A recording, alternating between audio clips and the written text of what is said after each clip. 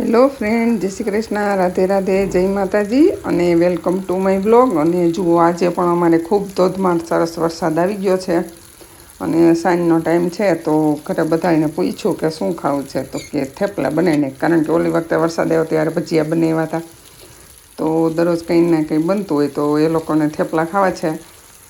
તો જુઓ, તમે જોઈ લો કેટલો વરસાદ છે. એકદમ સરસ આવી ગયો છે આજે પણ. ખેડૂતો ખુશાલ. તો જો આજે આપણે બનાવશું તો ખરા, પણ પરોઠા બનાવશું, પણ જે મસાલા ચીજ પરોઠા બનાવશું. તો તમે વિડીયોને છેલ્લે સુધી જરૂર જોજો. ચેનલને લાઇક, શેર, સબસ્ક્રાઈબ કરજો. તો ચાલો શરૂ કરીએ હવે આપણે રેસીપી બનાવવાની તૈયારી. અને જ્યાં સુધીમાં હું તૈયારી કરી લઉં ત્યાં સુધીમાં તમે ફટાફટ ચેનલને સબસ્ક્રાઈબ કરી દો અને બેલ આઇકન પણ દબાવી દેજો અને વિડીયોને છેલ્લે સુધી જોજો અને કમેન્ટ પણ કરજો. પ્યારી પ્યારી કમેન્ટ કરજો કે તમે ક્યાંથી જોવો છો મારો વિડીયો અને મને સપોર્ટ કરજો. તો જો અહીંયા મેં લઈ લીધો છે ઘઉંની જે રોટલીનો લોટ હોય જ, પછી દૂધી, પછી કોથમીર છે, પછી આદુ, લસણ અને આ છે મેથી. આપણે મસાલા ચીજ પરોઠા બનાવવાના છીએ, એટલે તો આપણે પહેલાં તો બધો મસાલો જે આપણે લોઢીના થેપલા કહીએ ને એમાં કરી એ જ કરશું. અને લોટ પણ એ રીતે જ બાંધી લઈશું. તો આ બધું મેં નાખી દીધું છે, એકદમ ગ્રીન બધા જો છે ને વેજીટેબલ્સ. અને પછી નિમક નાખી દીધું છે. પછી આપણે એમાં નાખીશું ધાણા જીરું પાવડર, અને ધાણા જીરું પાવડર છે ચડિયાતો હશે તો પણ હાલશે. અને હવે નાખી દઈશું ગરમ મસાલો, પછી હળદર.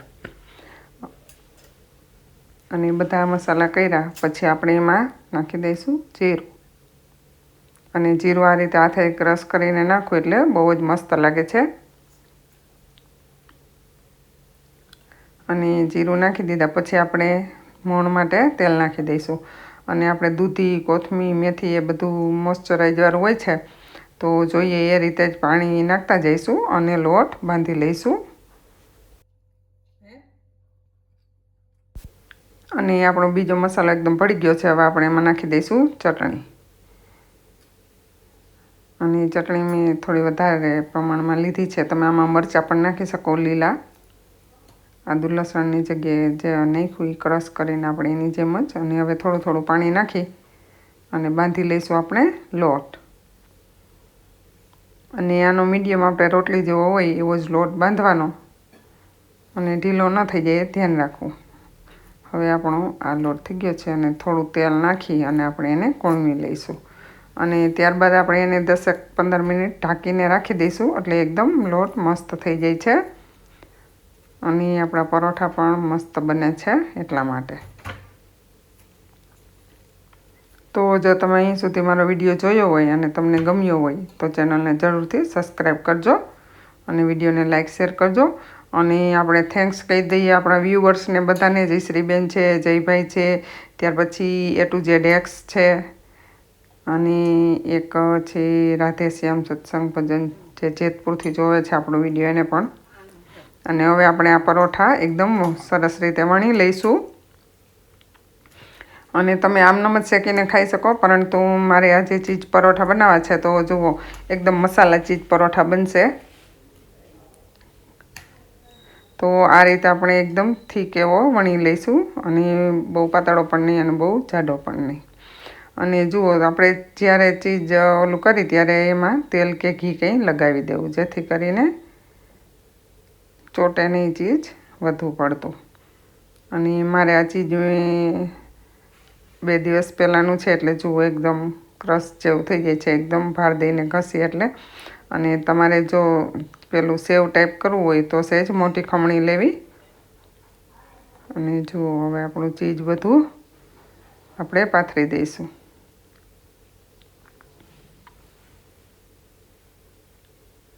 અને એકદમ સરખું બધી એક સરખું થઈ જાય એ રીતે.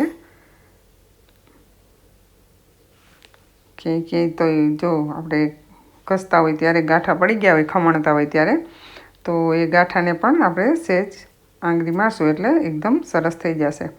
અને હવે આ રીતે આપણે રોલ વાળી લઈશું. અને આ પરોઠા બાળકોને તો બહુ જ ભાવશે.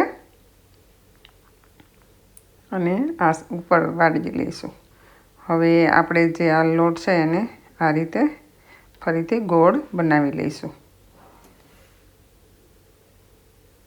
અને ફરી આપણે સરખું ચારે બાજુ કરી લઈશું અને પછી આપણે થોડો અટામણનો લોટ નાખી અને ફરીથી એકદમ સરસ વણી લઈશું. આ રીતે કિનારીને સહેજ દબાવી દેવી જેથી કરીને ઓછી ફાટે.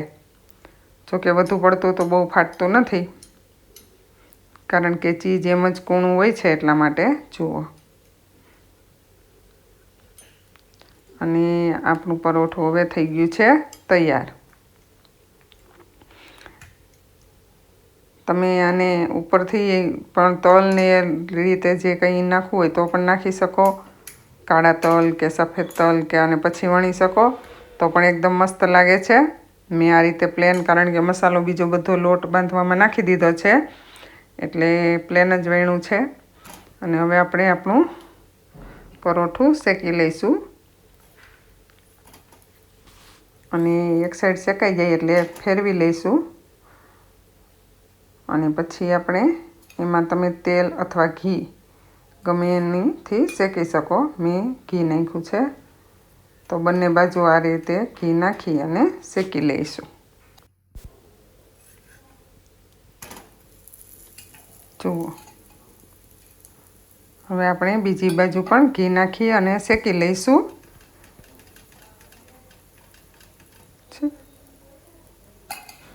અને પછી એકદમ સરસ શેકાઈ જાય એટલે આપણે સર્વ કરી લઈશું. જુઓ, થોડી વાર લાગી ગઈ ચટણીને તૈયાર કરવામાં તો બળી ગયું, માટે ખાસ આના ઉપર જ ઊભું રહેવું અને ચોળવજો, કારણ કે હું ચટણીને તૈયાર કરવા ગઈ એમાં આટલું બળી ગયું. અને હવે જુઓ, તૈયાર છે આપણું ચીઝ પરોઠા. તો છે ને એકદમ મસ્ત મસ્ત ચટણી અને સોસ બને છે અને ખાવાની તો બહુ જ મજા આવી હતી, કારણ કે કંઈ કહેવું પડે જ નહીં.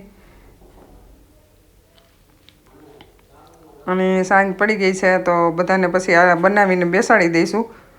આપણે વિડીયા પૂરતું અત્યારે એક બનાવી લીધું છે. તો તમને આ પરોઠું કેવું લાગ્યું એ જરૂર કોમેન્ટ કરજો અને મારો વિડીયો ક્યાંથી જોવો છો એ પણ જરૂર કહેજો. જુઓ, છે ને એકદમ મસ્ત મસ્ત બની ગયા છે ને, અને ખાવામાં પણ બહુ જ મજા આવી હતી.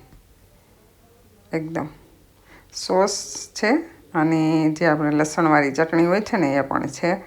તો બંનેમાં બહુ મજા આવી ગઈ હતી ખાવાની. અને બધા ફેમિલી મેમ્બરને પણ ખૂબ ભાવ્યા. અને અમે ચોમાસાનું વાતાવરણ હોય તો તીખું તમતમતું હોય તો પછી કંઈ વાત જ ન પૂછાય.